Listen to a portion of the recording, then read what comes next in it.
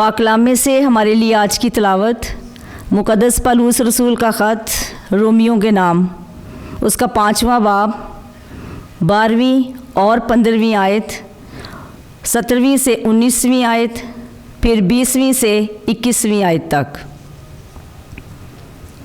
बस जिस तरह एक आदमी के वसीले से गुनाह ने इस दुनिया में दखल पाया और गुनाह के सबब मौत ने, और इस तरह मौत सब आदमियों में फैल गई, इसलिए कि सब ने गुनाह किया।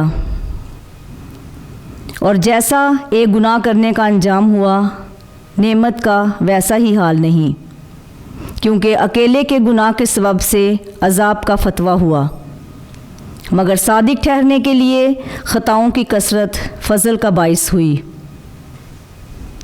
क्योंकि जब एक ही ख़ता के सबब से मौत ने उसी एक ही के वसीले से सल्तनत की है, तो जो लोग फ़ज़ल और सदाकत की नेमत अफराद से पाते हैं, वो एक ही के यानी यीशु मसीह के वसीले से हयात में कितनी ज़्यादा सल्तनत करेंगे।